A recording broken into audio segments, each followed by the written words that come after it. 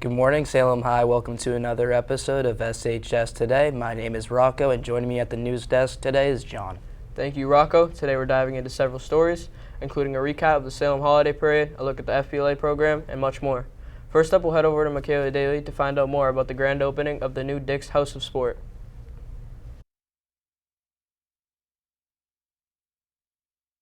Hi, I'm Michaela Daly reporting for SHS Today. Today we are at the third day of the grand opening of the Dick's Sporting Goods House of Sports. We are going to interview some shoppers. It's pretty good. It's probably better than the last one. They probably have new, better quality. I've already been in the store. They had a lot of new stuff, and I thought it was pretty cool. It's pretty cool. There's a lot more selection of items. I don't know what it was like before, but inside it's pretty nice. I think it's fantastic. The old one over here wasn't really as good, but there's so much more to do in here, like the rock climbing and more interactive stuff to do. I think it's probably one of the better looking ones that we have in the whole Northeast region, but I think for Boston, it's due. Having this store right in the backyard of my house, it's absolutely amazing. I got attracted to this. So many people are coming here, especially with the Tuscan Village right here. And I've come the last 2 days, so it's brought me here. Everybody's here to meet celebrities and just explore the store. So Having this store here is pretty much going to bring everybody down from New Hampshire, and it's also going to carry people from Massachusetts to save on sales tax and whatnot. I just think all their sections are pretty good. I'm into hockey and football, my favorite sports. I'm really looking forward to the shoe section. I hate driving all the way to Boston for Tatum shoes. Now I can drive right down the street for them. So the shoes, huge like Jordans and Nikes fan. So that's like the one I'm really more interested in. I'm a big fan of Celtic stuff, so whenever the new Celtic stuff comes out, I'm always like the first one to come to this location. It's just my go-to spot. I'm Michaela Daly reporting for SHS Today. Back to you in the studio. Last weekend, Salem held the annual holiday parade down Main Street. This year, the theme was The Nightmare Before Christmas. Ella Berlin spoke with some people involved in the parade.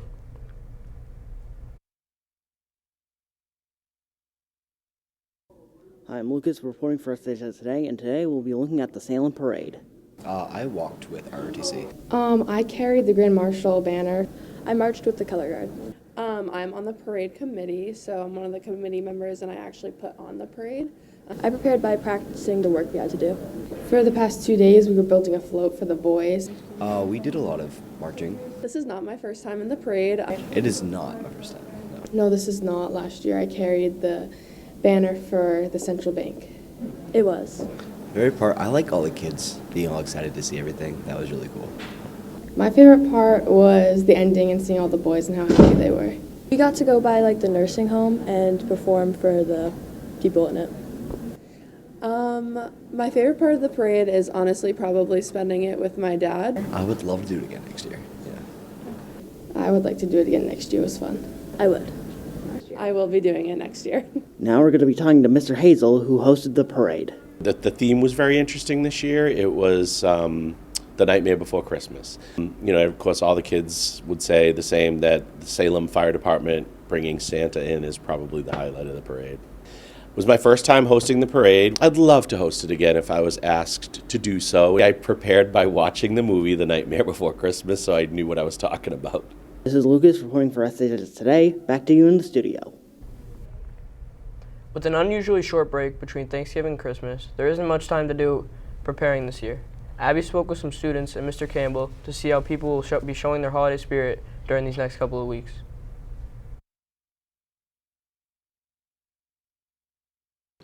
I'm Abby Robinson reporting for SHS Today. Today we're interviewing people about what Tuscan Village is like during the holidays and their favorite parts of the holiday season. I like to look at the little shops. I think it's really cool, especially because they're such small businesses. So just seeing all the different types of products they have is really cool. So my daughter's singing in the Carols and Cocoa here on Thursday night and with the elementary school chorus, and we're looking forward to coming and watching that. I like to take pictures in front of the tree, and I have little photo shoots with my friends. I really like to go shopping for presents for my family, and we always get my mom makes us wear matching pajamas. Let's ask Salem some of their holiday preferences and how they like to showcase their Christmas spirit. Well, I like to wear a different Christmas tie every school day between Thanksgiving and Christmas, and I do a countdown tree in the hallway. I like to go ice skating. I like to go shopping for Christmas gifts for people. I like to be with my family and just be with family, open up gifts and just having Christmas and eating food and stuff like that. I really like cooking with my family, and we always make cookies and eat lots of frosting. If I were to decorate a tree for the Tuscan Festival of Trees, I think I'd probably do sort of an old-fashioned New England holiday, something traditional and classic. Like what type of theme I would do? Have Pokemon lights, a Pokemon Christmas tree. Oh, And I love everything Pokemon. I feel like my theme would probably be red because the tree is green, so red and green. So probably I feel like tinsel would be really cool. I've never used tinsel on a tree, so I like that. Just fun, glittery. Just ornaments and things from my childhood memories and stuff like that. With the holiday break being nearly 2 weeks away, Salem High School is fully embracing the holiday festivities. I'm Abby Robinson reporting for SHS Today. Back to you in the studio. Last year, Mr. Hazel started a small podcast club that he would like to grow. We spoke to him and a couple of the members of this club about what they do and how you can get involved.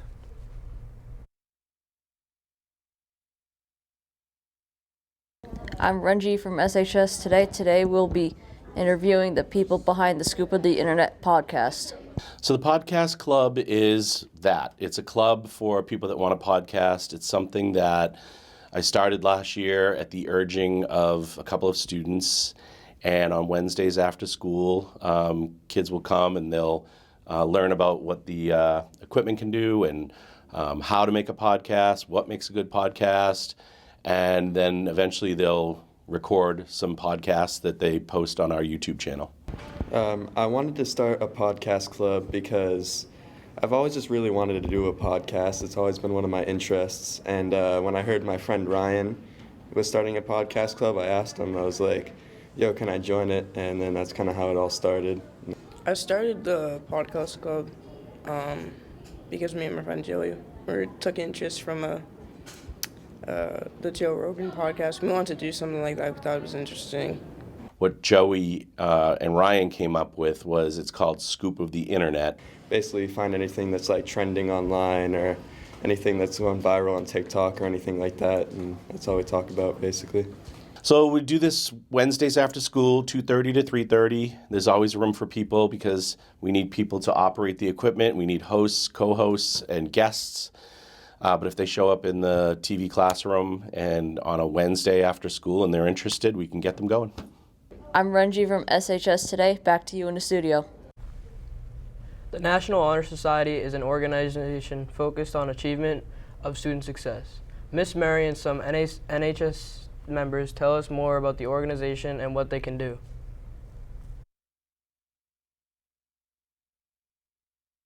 I'm Mason Herbert reporting for SHS Today. Today we asked some people from National Honor Society some questions. You just have to maintain good grades like freshman through junior year and have like community service hours. I had to write down all my community service hours and my grades. I'm part of lots of clubs and lots of volunteering, so that was a big part. I do like some clubs, like I'm in class council, I'm the treasurer, and I also do peer mentoring. You have to fill out a survey and write a whole essay. It was like based on the 4 pillars of National Honor Society. I do think it's important because I think it will benefit you in the future, and I think that it will help you to get into like the colleges that you want. To maintaining high grades is important to like a certain point. I wouldn't say it's like the key thing to do in high school, but I think it's something that is important. I think your grades kind of help determine like how your future is going to end up, but I think that you're more than your grades. Yes, it will help you in the future, both with college and just overall, and I think it will just make you a smarter individual. Being an NHS definitely like helps you get into a good college and can help you like get a job in the future. You can put it on resumes for college applications and jobs, so it looks really good. NHS will help you in college and like getting into the colleges that you want. It looks really good on college admissions, and definitely just saying like it's a good activity to be a part of because they do a lot of good like community service and stuff in school. Yeah, you get to be with like a lot of kind of like-minded people. It gives you volunteer opportunities, and you're able to be around like-minded individuals to help you grow as a person. We will now be asking the advisor of the National Honor Society a few questions. As the National Honor Society advisor, I have the opportunity to interact with students in the organization and be able to help guide them in service projects that they do throughout the school year. So we just recently partnered with the advisory program to sponsor the mac and cheese drop, which was super fun and exciting. And then the second thing we're doing this month is the holiday cards for our military challenge. So my little plug here, during advisories, you'll have the opportunity to complete a holiday card for a military member overseas to send them some good wishes. I really enjoy interacting with the students and helping guide them through service projects and things that help our local community here in Salem and at the high school. I'm Mason Herbert reporting for SHS Today. Back to you in the studio. The Future Business Leaders of America, or FBLA, is an organization for the students enrolled in the Business Pathways CTE program. Ms. Teresi and some members tell us more about this national organization.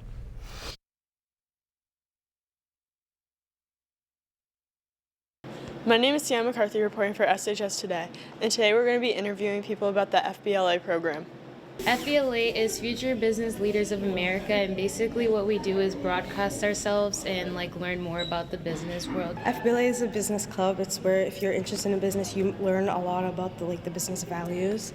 I enjoy being in FBLA because it really helps me understand business itself. We usually volunteer for stuff. We go on business trips. We go to colleges. They explain to us about how to communicate and stuff in business. In FBLA, we go to business meetings and it helps us mock how business meetings are. It's only on Thursdays in the morning. Usually you be there at 7 a.m. We join with other schools just to broadcast ourselves, and we have also projects some of our officers have projects about cancer and other things that we help donate for, and we do a lot of fundraisers for around the school and for ourselves. This is Sam McCarthy reporting for SHS Today. Back to you in the studio.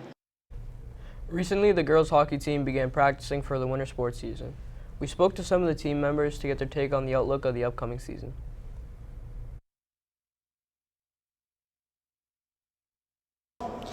Hello, I'm Eddie Desmond reporting for SHS Today, and today we're going to be interviewing members of the girls hockey team.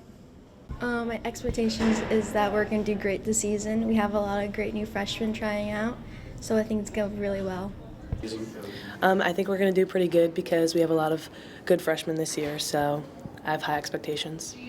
I have some decent expectations, I guess. I think we'll do a lot better this year than last year. We have a lot more, I don't want to say better players, but we have a lot of freshmen that have had a lot of experience, so I think that'll help us out a lot. Probably to try harder and not to get involved with any drama. I think mentally, I feel like we had a bad mindset going into each game, thinking we're just going to lose, and I think we should think highly of ourselves. I think kind of what she said, I think we can improve mentally because we were always very negative last year. We weren't really excited about it, and I think this year we can do a lot better. I've been going to all the captain's practices and trying really hard during tryouts. I've been going to all we had captain's practices and we had a summer program going, so I've just been going to anything that we've been doing, I guess. I've been doing a lot of off-season for club, and I play on the Islanders club team, so I've just been trying to get touches on the ice. Continuing with sports, the wrestling team is preparing to try and make a run at another state championship. We talked with some of the team to hear their takes on the upcoming season.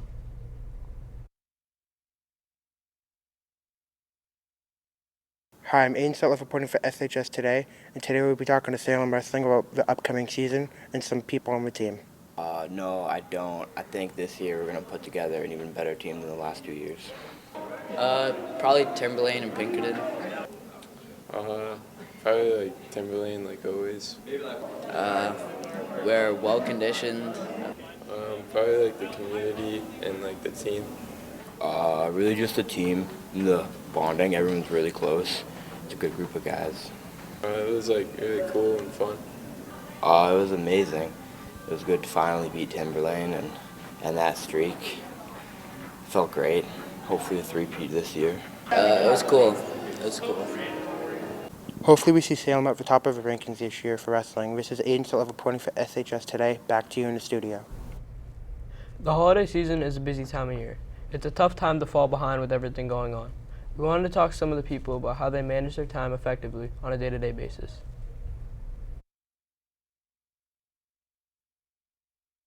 Hi, I'm Layla Garcia reporting for SHS Today. Today we'll be interviewing teachers and students about their time management skills. I wrestle. I work at Chick-fil-A. I work in the back, cleaning dishes and, I don't know, scooping fries. So when I was in high school, I did 3 sports a year. So I would literally go from school to practice. I'd go home and eat. I would do my homework and I would go to bed. During the week, there wasn't a lot of social life. Make sure that I stay on top of my homework by using my lab time appropriately, getting my work done in class, doing my homework at home when it needs to be done before I go to work. I think the first thing you need to do is prioritize what's important. So if it's your academics and that type of thing, I would put that first and make sure that you carve out time away from electronics, away from the screens, away from a lot of that, because to be honest, I think that hurts your time management in the sense that you end up prolonging the time frame that it's going to take you to get your activities done. So if the screen stuff is away, I think your homework gets done a lot quicker. So I wake up about 6 a.m., take a cold shower, take the bus to school. I don't listen to music on the bus. Some kids do, I don't. When I get to school, I sit down. Sometimes I go to CAF, get something to drink. Go to school. After school, go to wrestling practice till like 6. Then I go home, have a protein shake, then go to sleep. If I had time on the weekends, because you're trying to fit jobs and everything else. So usually the biggest time management issue is what are you going to sacrifice or what gets kind of put to the side. And for me at that time, it was more social life than anything else. Because I had put the academics and the athletics pretty high on my list. But that could be for any type of activity that you had. If you did dance, if you did extracurriculars outside of school, it would be making time so that the things that are most important to you, you find time to make sure they get done. And then outside of that, then you can fit in the fun stuff. Use your lab time properly. Don't fool around, don't listen to music and just get your work done. That's all we have for you today. Back to you in the studio. We are officially into the month of December. Last month seemed to be a blur. Many teachers and students refer to the month of November as No School November. We wanted to see what impact all the days off during this time affected learning.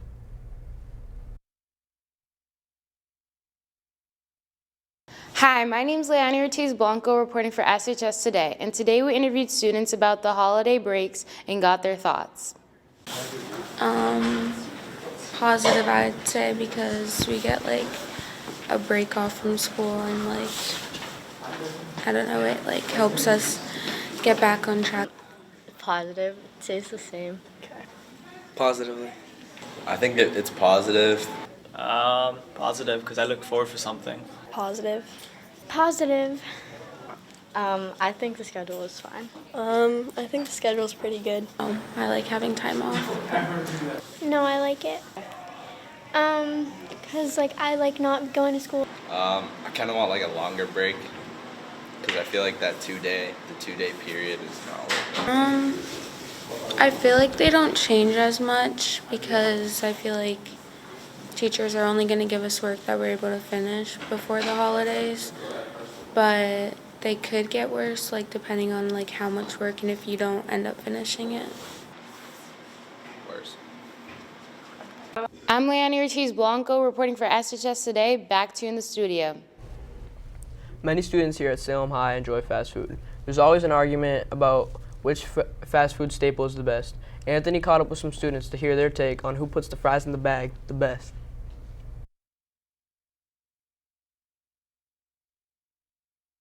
I'm Anthony reporting for SHS Today, and today we asked SHS students some questions about their favorite fast food chain.